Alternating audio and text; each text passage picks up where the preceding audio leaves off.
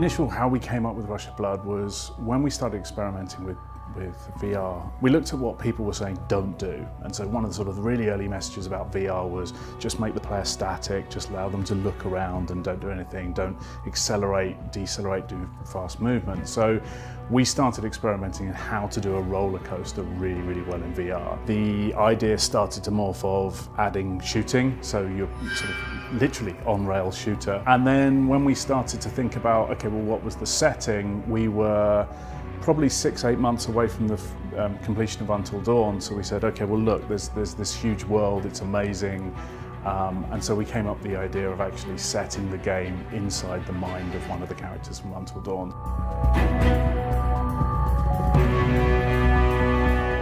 You know, there's a story there and it's a self-contained storyline. If you understand what Until Dawn, you'll immediately start to pick up on the cues, the locations, the characters. But fundamentally, it works brilliantly as just this sort of really crazy, freaky fairground ride. There was a lot of unknowns, really. VR is really new for us. I think it's new for everyone. Figuring out what is scariest in VR was a challenge. I think scares are all about anticipation. It's this kind of contract you have with the player. It's like, you probably know something's going to happen, but you don't know when, you don't know what it's going to be. There are sort of three traditional sort of archetypes of reactions. There's the, I'm just scared, the, oh my God, no, get it away from me. Then there's the swearer. You see them mumbling under their breath and swearing at the television because they didn't want to get caught out. Oh thank God. Oh, thank God. And the third person is the completely cool person who just sits there and you watch them and they don't react. And then generally what's weird is they take it off and they go, that was amazing.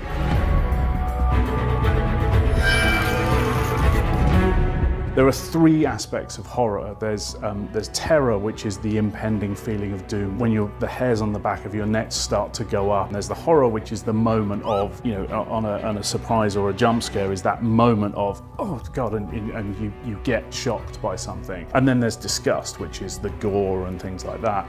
And VR gives us some incredible tools to build up terror, in which case that makes it more likely that we get you with the horror, and it allows us to do a little bit more with the disgust. Oh, what is that? So why should you be excited about Rush of Blood? We really, really designed it specifically for VR. This isn't a bolt-on thing. We designed it from the ground up to take advantage of PlayStation VR. It's an incredible roller coaster ride into horror from the team that brought you Until Dawn.